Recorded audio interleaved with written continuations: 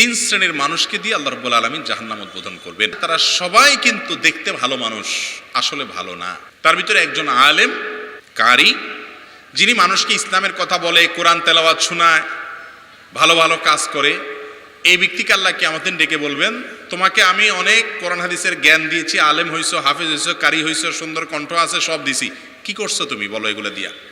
সে বলবে, আল্লাহ আমি কোরআন পড়ছি, মানুষকে শুনাইছি, ইসলামের ওয়াজ নসিহত করছি, আমি আপনাকে খুশি করার জন্য করছি। আল্লাহ বলবেন, না, তুমি মিথ্যা কথা বলতেছো, তুমি আমাকে আমার সন্তুষ্টির জন্য করো না, তুমি করছো মানুষের কাছ থেকে বাবা পাবা, লাইক পাবা, ভিউ পাবা। এরপর তাকে জাহান্নামে ফেলা হবে। আর আরেক ব্যক্তিকে ডাকা হবে, ডেকে বলা হবে, তোমাকে আমি অনেক সম্পদ দিয়েছিলাম, কি করেছো? সে বলবে, আল্লাহ আপনার দেওয়া সম্পদ দিয়ে আমি মসজিদ, মাদ্রাসা, গরিব দুঃখী, ওয়াজ মাহফিল, ভালো ভালো কাজে দান সৎকা করছি, অনেক টাকা দিছি।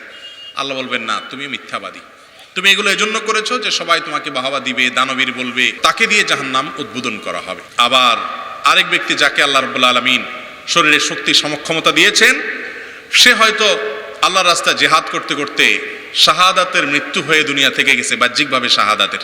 আল্লাহ বলবেন, না, তুমি লড়াই করেছো বীর সাজার জন্য, যে সবাই তোমাকে বাহাদুর বলবে, বীর বলবে, হ্যাঁ, তুমি যোদ্ধা হবে, সুনাম স্বীকৃতির জন্য, সেগুলো দুনিয়াতে হয়ে গেছে। এরপরে তাকে জাহান্নামে নিক্ষেপ করা হবে। এই তিনজন ব্যক্তিকে সর্বপ্রথম জাহান্নামে ফেলা